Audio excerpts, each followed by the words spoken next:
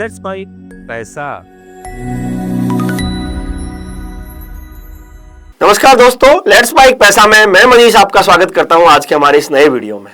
दोस्तों, हर साल हम जो इनकम कमाते हैं उस पे हम इनकम टैक्स देते हैं और टैक्स बचाने के कई तरीके के जुगाड़ भी सोचते हैं कि हम कौन सी जगह पे इन्वेस्टमेंट कर दें जहां से हमारा टैक्स बच जाए या टैक्स कम से कम लगे। सीए से बात करते हैं, टैक्स रिजाइम पे बात करते हैं कि नए वाले टैक्स रिजाइम में जाएं या पुराने वाले टैक्स रिजाइम में जाएं, और नए वाले में जा रहे हैं तो क्या क्या ऑप्शंस होते हैं, या पुराने वाले में जा रहे हैं तो क्या क्या हम टैक्स सेविंग के लिए बचा सकते हैं। क्योंकि अधिकतर जो इनकम होती है वो टैक्सेबल होती है, चाहे आप सैलरी से कमा रहे हो चाहे आप बिजनेस से कमा रहे हो। लेकिन दोस्तों, आज हम इस वीडियो में वो बात करने वाले हैं कि कुछ ऐसी इनकम भी है जो कि पूरी की पूरी तरह टैक्स फ्री है। जी हाँ दोस्तों, कुछ ऐसी इनकम है जो आप कितना भी कमा रहे हो उस इनकम सोर्स से आपके 1 रुपया भी टैक्स आपको नहीं देना है। तो वो कौन कौन सी ऐसी इनकम है जिस पे आपको 1 रुपया भी टैक्स नहीं देना है, उसके बारे में हम आज इस वीडियो में बात करेंगे। और साथ ही साथ हम ये भी बात करेंगे कि हम इसका फायदा, आप और हम इसका फायदा कैसे उठा सकते हैं। तो सबसे पहला सवाल कि क्या सभी तरह की आमदनी टैक्स फ्री होती है? नहीं दोस्तों, सब तरह की आमदनी टैक्स फ्री नहीं होती है। अगर आप सैलरीड क्लास हो तो जो भी सैलरी से आप इनकम कमाते हो उस पर आपके टैक्स लगेगा। अगर आप बिजनेस करते हो तो आपके बिजनेस से जो इनकम कमाते हो उस पर भी आपके टैक्स लगेगा। तो कुछ ऐसी इनकम है जिन पे आपके टैक्स नहीं लगता है, और वो सेक्शन 10 के अंतर्गत जो इनकम होती है उस पे आपके टैक्स नहीं लगता है। तो अब हम ये समझेंगे एक एक करके कि सेक्शन 10 के अंतर्गत ऐसी कौन कौन सी इनकम है जिस पे आपके टैक्स नहीं लगेगा। सबसे पहले जो इनकम होती है वो दोस्तों होती है एग्रीकल्चर इनकम। जी हाँ दोस्तों, देश में जो भी किसान है और किसान अपने खेती से जो भी आय प्राप्त कर रहे हैं, खेती से जो भी अनाज उगाया और उस अनाज को उगा के और उन्होंने जो बेचा और उससे जो भी इनकम हुई वो पूरी की तरह टैक्स फ्री होती है। तो अगर आप एक किसान है या आपके पास कोई एग्रीकल्चर है, जमीन है, तो आप उस पे एग्रीकल्चर इनकम प्राप्त कर सकते हैं। आप उस पे कोई अनाज उगा सकते हैं या कोई आप सब्जियां उगा सकते हैं या और कुछ भी आप उगा सकते हैं, और उसको उगा के अगर आप जो भी माल अनाज बेचते हैं तो उससे जो भी इनकम आपके आती है वो पूरी की पूरी तरह टैक्स फ्री होती है सेक्शन 10 के अंतर्गत। तो ये एग्रीकल्चर इनकम जो होती है वो पूरी की पूरी तरह टैक्स फ्री होती है। दूसरी जो इनकम है दोस्तों, वो कौन सी इनकम है? वो इनकम है आप जितने भी आपने कोई पॉलिसीज करा रखी है और उस पॉलिसीज की मैच्योरिटी पे जो भी आपको पैसा मिलता है वो पूरा का पूरा टैक्स फ्री होता है। मान लीजिए आपकी कोई पॉलिसी 15 साल से चल रही है, 20 साल से चल रही है, एक एंडोनमेंट पॉलिसी है जिसमें आप हर साल कुछ ना कुछ प्रीमियम जमा कर रहे हो और उसकी अब मैच्योरिटी आने वाली है या किसी भी पर्टिकुलर साल में आपको वो मैच्योरिटी मिलती है, तो वो जो मैच्योरिटी राशि आएगी चाहे वो कितनी भी आओ वो पूरी की तरह टैक्स फ्री होती है। लेकिन उसके लिए कुछ शर्तें हैं। उसके लिए एक शर्त यह है कि जो भी आपने प्रीमियम दिया आपका सम एश्योर्ड उससे उस प्रीमियम का 10 गुने से ज्यादा नहीं होना चाहिए।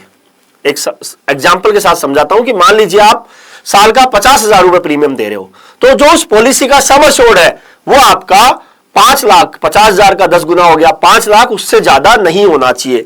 अगर वो सम एश्योर्ड उससे ज्यादा होता है तो फिर आपका उस पॉलिसी पे जो भी मैच्योरिटी आएगी वो टैक्सेबल हो जाएगी, टैक्स फ्री नहीं रहेगी।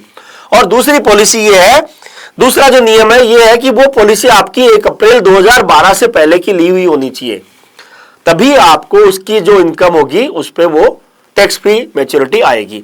साथ ही साथ अभी गवर्नमेंट ने पिछले बजट में एक रूल और निकाला कि अगर आप कोई यूलिप प्लान ले रखा है आपने और अगर उसका प्रीमियम 2.5 लाख से ज्यादा दे रहे हो आप साल का, तो उसकी मैच्योरिटी भी आपकी टैक्सेबल हो जाती है। तो कुछ शर्तों के साथ आपकी जो भी बीमा की मैच्योरिटी है वो टैक्स फ्री होती है। तीसरी इनकम दोस्तों वो है पीपीएफ। जी हां दोस्तों, public provident fund. Public provident fund से जो भी आप इनकम कमाते हैं, जो 15 साल की मैच्योरिटी होती है प्रोविडेंट फंड की, पीपीएफ की, और पीपीएफ से आप 15 साल के बाद जो भी आपका पैसा आता है वो पूरा का पूरा टैक्स फ्री है। तो पीपीएफ भी एक अच्छा ऑप्शन है जहां पे आप अपना पैसा जमा कराओ, गवर्नमेंट आपको उसमें गारंटीड ब्याज देगी, और साथ ही साथ जब उसकी 15 साल के बाद मैच्योरिटी आएगी वो भी पूरी की पूरी तरह टैक्स फ्री होगी। तो पीपीएफ की जो इनकम है, पीपीएफ से जो भी मैच्योरिटी मिलेगी वो पूरी तरह टैक्स फ्री होती है।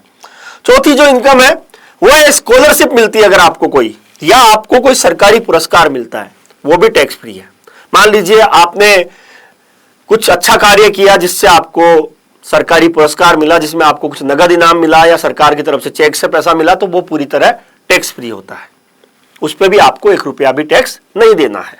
अगली जो आपने अपने किसी परिवारजन से या किसी रिश्तेदार से गिफ्ट ली है, आपने गिफ्ट के रूप में कुछ पैसा लिया है, मान लीजिए आपके जन्मदिन पे आपके पिताजी ने, माताजी ने या आपके दादाजी परदादाजी ने या और किसी रिश्तेदार ने आपको कोई पैसा गिफ्ट किया, तो वो गिफ्ट में जो भी आपको पैसा मिला है उस पर आपको 1 रुपया भी टैक्स नहीं देना। हाँ, लेकिन अगर आपने वो गिफ्ट में जो भी पैसा मिला उसको वापस कहीं इन्वेस्टमेंट किया, तो इन्वेस्टमेंट से होने वाला जो आपका गेन होगा उस पे आपके उस इन्वेस्टमेंट के हिसाब से आपके टैक्स लायबिलिटी बनेगी। लेकिन आपको जो भी गिफ्ट आपको मिलती है, जो भी अमाउंट आपको मिलता है, वो पूरी तरह टैक्स फ्री होता है। अगला जो टैक्स बेनिफिट मिलता है, टैक्स फ्री इनकम मिलती है, वो होती है रिटायरमेंट बेनिफिट। रिटायरमेंट बेनिफिट का मतलब कि जब भी कोई कर्मचारी रिटायर होता है, रिटायरमेंट होने के समय जो उसको ग्रेजुटी मिलती है, लोन एनकेसमेंट मिलता है या फिर कोई कम्यूटेशन पेंशन मिलती है, वो पूरी की तरह टैक्स फ्री होती है, उस पर भी कोई भी टैक्स नहीं लगता है। साथ ही साथ ऑफिस से मिलने वाले कुछ सैलरीड क्लास लोगों को ऑफिस से कुछ अलाउंसेस मिलते हैं, और वो जो ऑफिस से अलाउंसेस मिलते हैं, जैसे मेडिकल इंश्योरेंस का प्रीमियम आपको वापस मिल रहा है, या फिर आपको कुछ फूड कूपन मिलते हैं, या कुछ आपको मोबाइल इंटरनेट के पैसे मिलते हैं, वो पूरी तरह टैक्स फ्री है, उन पे आपके कोई टैक्स नहीं लगेगा। तो मान लीजिए आपके साल के 2 लाख रुपए आपके फूड एनकेसमेंट के और मोबाइल के रिचार्ज के या मोबाइल बिल के आते हैं, या आपके कोई रिएम्बर्समेंट आ रहा है, वो पूरी तरह टैक्स फ्री है, उस पर आपके टैक्स नहीं लगेगा। साथ ही साथ ईपीएस, एनपीएस और सीनियर सिटीजन सेविंग स्कीम का जो भी ब्याज जो भी मैच्योरिटी होती है, वो भी टैक्स फ्री होती है।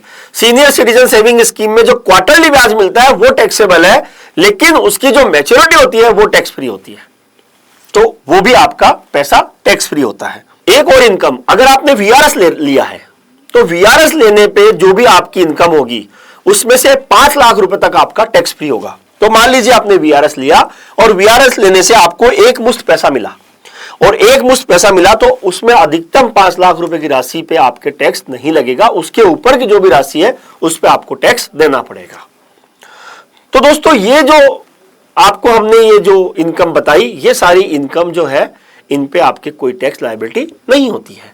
तो आशा करूंगा कि इस वीडियो से आपकी जानकारी अपग्रेड हुई होगी। अगर आपको ये वीडियो पसंद आया हो तो लाइक कीजिएगा, अपने दोस्तों के साथ शेयर कीजिएगा, ताकि उन्हें भी इस जानकारी का पता चल पाए। साथ ही साथ हमारे इस चैनल लेट्स माइक को सब्सक्राइब भी कीजिएगा, ताकि आपको हमारे वीडियोस आपको मिल सके, हमारे जितने भी सूचनाएं हैं वो आपको प्राप्त हो सके। अगले वीडियो में फिर मिलेंगे। धन्यवाद। आप सुन रहे थे let's mic more than radio. Follow कीजिए हमें हमारे सोशल मीडिया प्लेटफॉर्म्स पर। It's time for news. It's time for more than radio. Presenting the first radio news app, Let's Mic.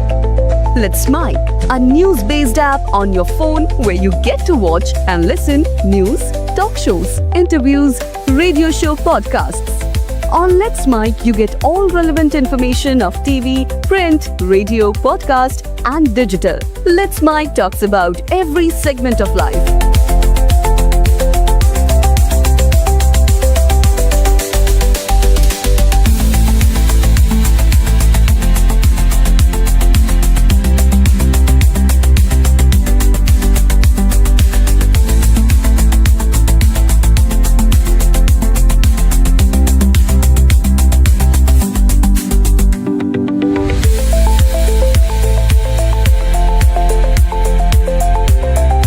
Download the app now from Play Store. Available both on Android and iOS mobile phones.